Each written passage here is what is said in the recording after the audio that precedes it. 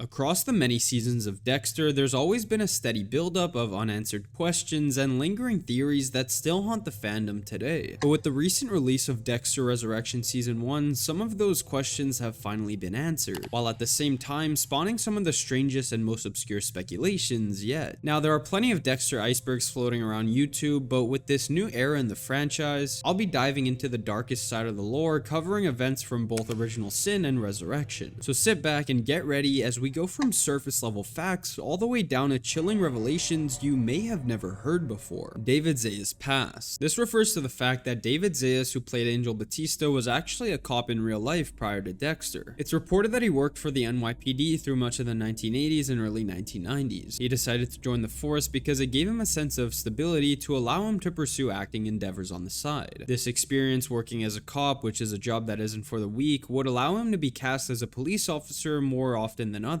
Eventually, it would lead him to get the role of Angel Batista, arguably being remembered as one of the most iconic characters from the precinct in the original show. Debra was almost Rita. Around the time Dexter was casting for his characters all the way back in 2005, Benz, the actor who played Rita, had actually first auditioned for the role of Debra Morgan. However, like most of you know, she ended up playing Dexter's love interest for the 4 seasons she was in. Her role as Rita went down as being one of the most memorable performances from the golden seasons of Dexter, but it leaves you wondering, what would it have been like if she played Debra? Could she have actually pulled off this foul-mouthed cop who later almost ended up being Brian Moser's victim? It's interesting to think about, but honestly, I can't really think of anyone else who could have played Debra better than Jennifer Carpenter, and that exact same logic applies to Julie Benz with Rita. Slice of life crash. As most of you know, Dexter's boat is called the Slice of Life, and apparently sometime during the filming of Dexter, Michael C. Hall accidentally crashed the boat into a pier. The actor ended up being completely fine, but the boat on the other hand took the fall. The damages ended up costing the studio around $8,000 and probably resulted in Hall being highly supervised when driving the boat in the future. But it's surprising to me that they actually let Michael C. Hall drive the boat in the first place for the scenes he needed to. For some reason, I always thought that the scenes of him driving it were somehow done with an actual captain engaging the boat's engine and quickly swapping in Hall to look like he was actually doing it. But after the crash, I'm sure that they emphasized on the idea of having a professional on board with them, hidden out of the camera's view to ensure nothing like it ever happens again. Dexter the Doctor. To my and maybe many surprise, Dexter is technically a doctor. There was one line that gave this slight hint to his past studies, which is when Doakes confronts him outside of the precinct. He specifically notes that Dexter was the top of his graduating class in med school, which could technically mean that he's able to legally practice as a doctor. But as we know and as Doakes points out, he suspiciously traded it in for blood spatter analysis, which is a much more demanding and gruesome job that also pays less. It's a subtle and interesting detail, but goes to show just how intelligent Dexter really is and his knowledge of the human body, which allows him to cover his tracks effortlessly. It also describes that becoming a doctor and getting the grades was such a piece of cake for him that he didn't think twice about going into something like blood spatter, contemplating whether it was worth it or not, because to him, getting through med school was so simple. Hurricane Laura. This refers to the hurricane that was present in the Dexter finale that was called Laura. The reason why this is such a significant name is because it belongs to his mother, Laura Moser. It's a small but powerful detail that ties the ending of the series all the way back to the event that started it in the shipping container. It's almost like a final reckoning, punishing him for all the mistakes that have led to the death of his loved ones like Debra, who he actually gives to Hurricane Laura. This can be seen as a spiritual way of letting Deb pass to the afterlife, somewhere near his mom, who, let's be honest, might be in hell considering she's the whole reason why Dexter ended up in the container in the first place through her activities with certain substances. Julie Benz trauma. In season 4, we get one of the most gut-wrenching finales to have ever been aired, which is the death of Rita. Now, I can speak from experience that watching this scene was depressing on a whole other level, considering just how innocent Rita was and the horror she had to endure right in front of her son. Julie Benz, the actor who plays Rita, of course, knew what happened and everything, given she was the one literally acting in the scene, but to my and maybe many's surprise, she revealed that she never actually watched the scene up until recently. She also expressed that when she was killed off from the show, she even had to see a therapist due to how traumatic filming the bathtub scene was. It goes to show that even the actor who was in on it and got to experience it firsthand felt an utter shock from the finale and is something that still haunts her to this day. Trinity actor Plothole. In season 1, Dexter and Rita's relationship begins to develop more and more as he goes to visit her pretty much every other night to hang out. However, one night they decide to watch a movie that kind of breaks the show's fourth wall in a way. way. They appear to be watching terms of endearment, and interestingly enough, John Lithgow, the actor who played Trinity, actually stars in that movie. This is almost kind of like a plot hole, considering that Dexter literally watched a movie with someone who looks like the infamous serial killer he would come face to face with seasons later, and who would kill the very person he's sitting right next to. Now, the simplest answer to this is that it was simply not planned that John Lithgow would be cast 3 seasons later to play Trinity, and they certainly weren't going to pass on him playing the infamous role just because of some minute plot hole that ties back to season 1. Dexter Early Cuts. Dexter Early Cuts was an animated web-based series that aired all the way back in 2009 and was related to the main show. It was meant to tell some untold stories that the original show didn't have time to depict, whether it was due to the lack of runtime or plot focus. We got to see different episodes where Dexter tracks down a new victim and in the end seeks justice. But one thing was very different about this version of Dexter, and even left some thinking whether or not it was even in the same universe. Dexter was much more scary and horrific than he was in the main show. To start, he resembled much more his book counterpart, which was, to put simply, not so much the relatable anti-hero we know and love. Another significant part of why it was darker was the longer kill scenes, going into great detail in terms of how Dexter and even Brian dismembered their victims, which is honestly cut pretty short in the show when looking back. Brian killed Harry. In Original Sin, one of the most interesting side plots we got was the reveal that Harry actually found Brian Moser far later after he left him. We got to see Harry track down and discover that Brian was behind a majority of killings whom young Dexter was investigating due to him just joining the force as a forensic analyst. Now, in the original series, we were taught to believe that Harry eliminated himself via overdose from his heart medication, but in Original Sin, it leaves many to believe that that isn't actually what happened. We also learn that Brian holds great hatred towards any individual who separated him from his brother, even going as far as killing the lady who was just doing her job. I think it's safe to say Harry is not too far from his list of people who took him away from his brother, and it wouldn't be crazy to think he killed him, framing it as Harry doing it himself. Now, none of this has actually been confirmed and honestly might never be, with original season 2 being cancelled, but many fans choose to believe that this is what actually happened, and I wouldn't say it's far from the truth. First, Bloodslides. As we saw in Resurrection's finale, Dexter ends up getting out of the vault thanks to Harrison, and as he's taking what he needs to ensure none of Prater's crimes can be traced back to him, he makes one very big mistake that will potentially lead him to be tracked down with more heat than ever in season 2. As Dexter is taking case files, he of course can't resist taking back his infamous Bloodslides. After all, they hold great nostalgic meaning to him about his days in Miami, but this might have been one of the most careless and dumbest things he could have done. The reason why I say this is because out of all the serial killer weapons and artifacts in the vault, the only one now missing is that of the Bay Harbor Butchers. As we know, Batista had been urging to the cops that the Butcher was back in action and that it's actually Dexter who's behind it. With a vault full of serial killer weapons, a dead Angel Batista on the ground, and missing Bloodslides from the infamous Bay Harbor Butcher, it would be dumb to think nothing suspicious is going on here. I guess all we can do is hope the cops have been dumb like they always were in the show, and this all flies right above their heads so Dexter can chill for a little while. Brian's death unregretful. Throughout the entire show, it's been said by fans that Dexter actually had great regret for killing Brian, and that he looks back at the life he could have had killing without a code with his own blood. But this idea actually gets debunked in Resurrection quite boldly. As we saw, Brian Moser makes a cameo in the finale, which signifies that Dexter is in a really dark place following Batista's death. But to many surprise, instead of turning to the dark side agreeing with Brian's belief, he actually ends up completely shutting him up, even downright stating that he's glad he killed him all those years back. This confirms that Dexter didn't actually have any regret for killing him, but that maybe his sadness towards his brother's death is him asking himself, why did he have to go there? All in all, it tells us that Dexter knows that killing him when he did was the only way for his loved ones to keep living, and wishes he could have been different had he not been tossed around foster homes with no family. Blessing deleted scene. Now, sometime during the middle of Resurrection Season 1, there had been an episode promo that showed a small glimpse of a scene where Blessing had appeared to be wielding a sword walking towards Dexter,